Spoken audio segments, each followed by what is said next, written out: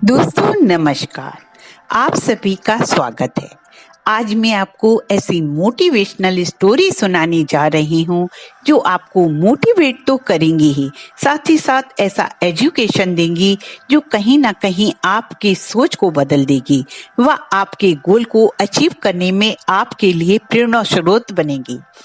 आप जीवन में सफलता की सीढ़ी का पहला कदम बढ़ाना चाहते हैं तो इन कहानियों को जरूर सुनें। एक समय की बात है, एक राज्य में एक प्रतापी राजा राज्य करता था।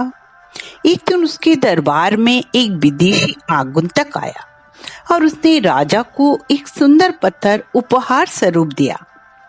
राजा वह पत्थर देखकर बहुत प्रसन्न हुआ।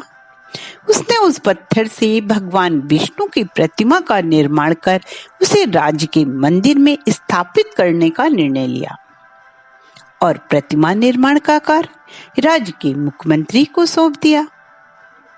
महामंत्री गांव के सर्वश्रेष्ठ मूर्तिकार के पास गया और उसे वह पत्थर देकर बोला, महाराज, मंदिर में भगवान विष्णु की प्रतिमा स्थापित करना चाहते हैं।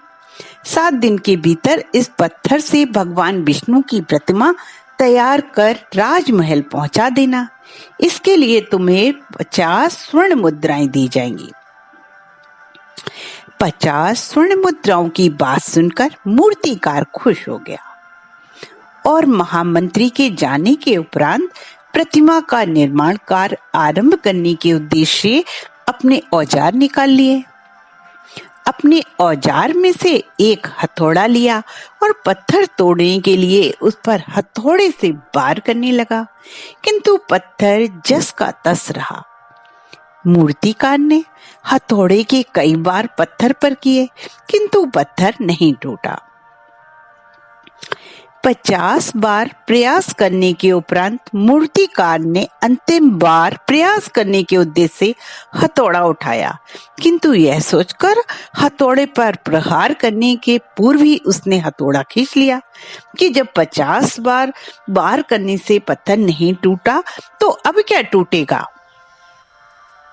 वह पत्थर लेकर वापस महामंत्री के पास गया और यह कहकर वापस कर दिया कि इस पत्थर को तोड़ना नामुमकिन है, इसलिए इससे भगवान विष्णु की प्रतिमा नहीं बन सकती।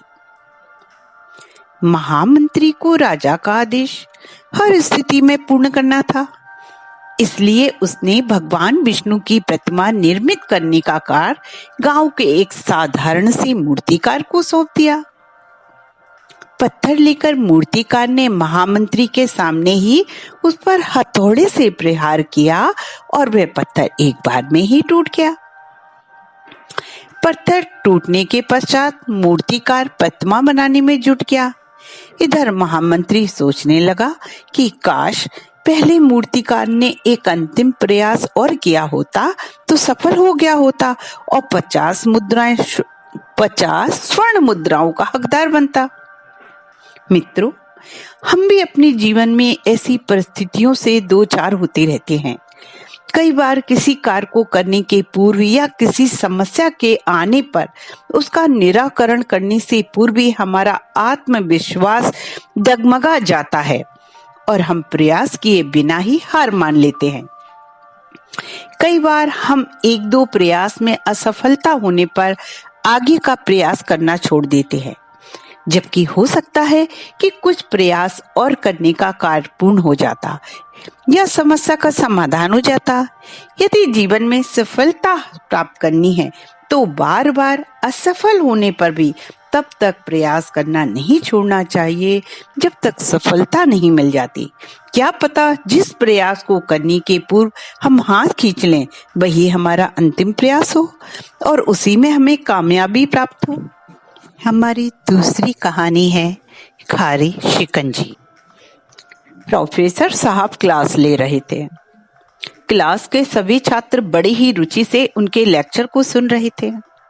उनके पूछे गए सभी सवालों के जवाब दे रहे थे, लेकिन उन छात्रों के बीच कक्षा में एक छात्र ऐसा भी था जो चुपचाप और गुमसुम बैठा हुआ था। प्रोफेसर ने पहले ही दिन उस छात्र को नोटिस कर लिया, लेकिन कुछ नहीं बोले।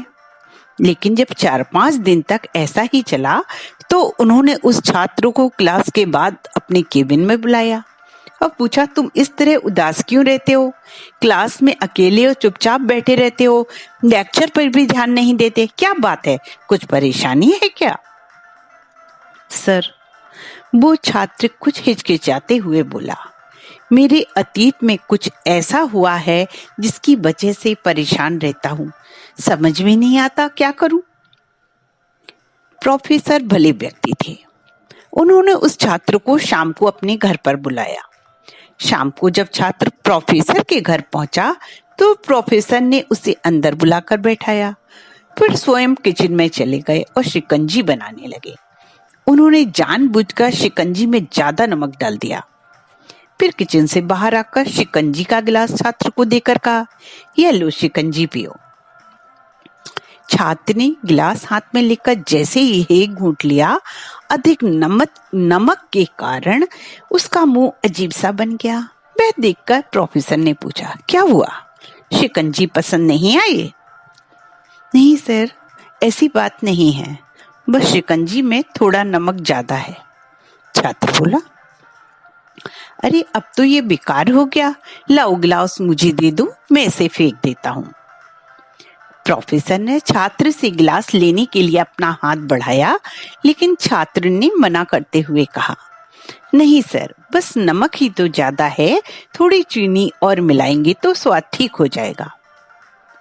यह सुनकर प्रोफेसर गंभीर हो गए और बोले, सही कहा तुमने, अब इसे समझ भी जाओ, ये शिकंजी तुम्हारी जिंदगी है, इसमें घुला अधिक नमक तुम्हारे अतीत के बुरे अनुभव हैं। जैसे नमक को शिकंजी से बाहर नहीं निकाल सकते, वैसे ही उन बुरे अनुभवों को भी जीवन से अलग नहीं कर सकते।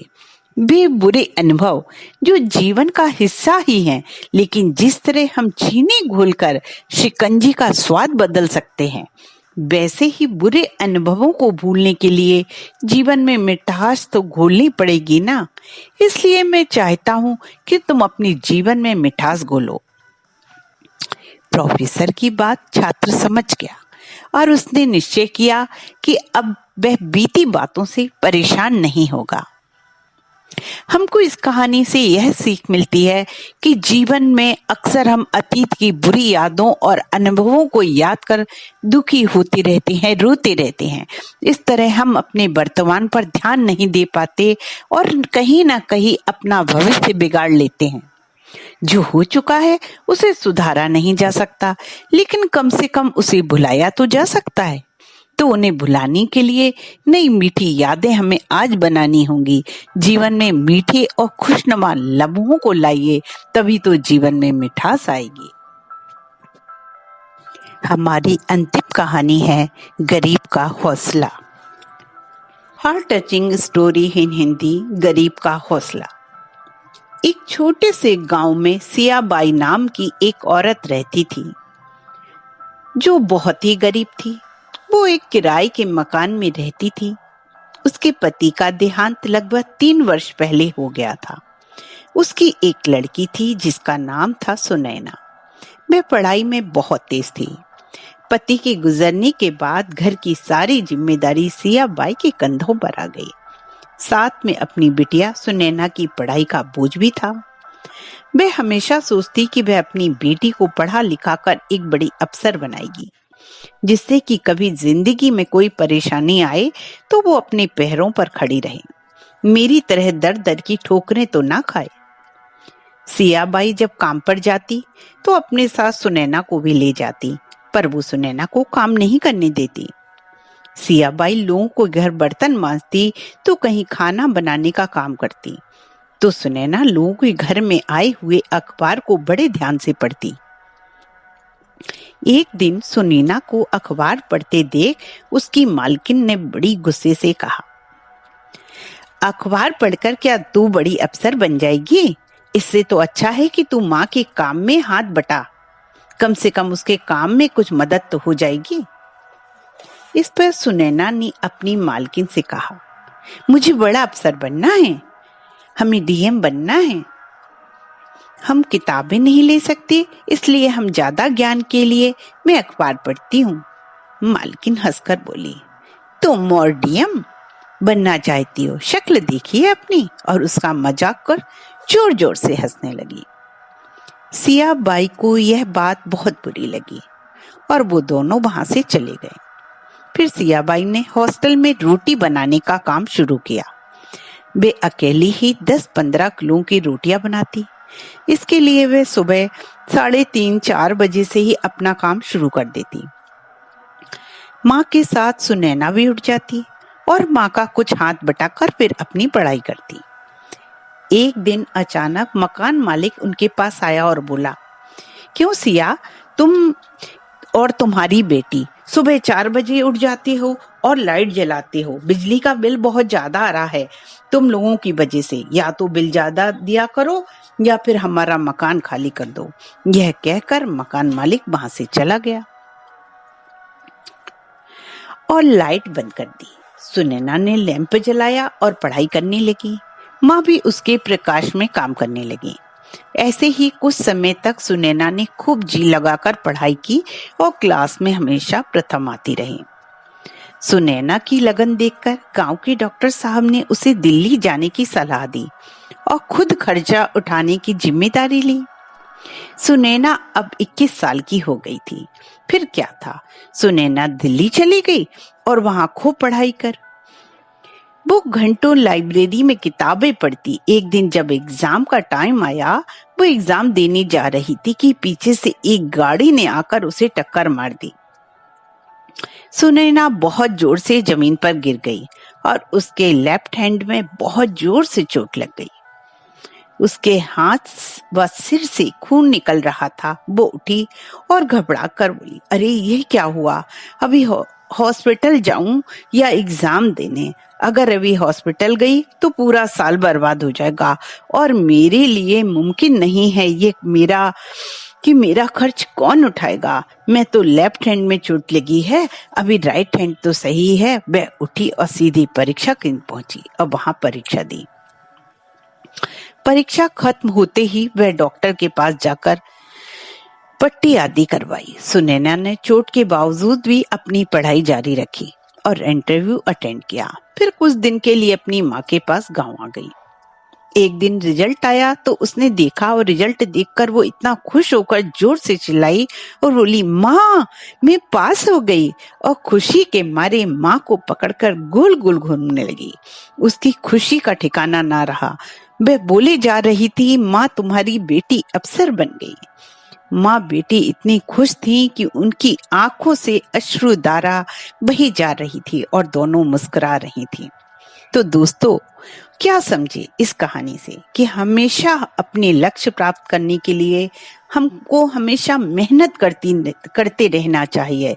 दुनिया हम पर हंसे या मजाक उड़ाए, हमें हमेशा अपने लक्ष्य का पीछा करना चाहिए। एक दिन सफलता आपके कदम जरूर चूमेगी।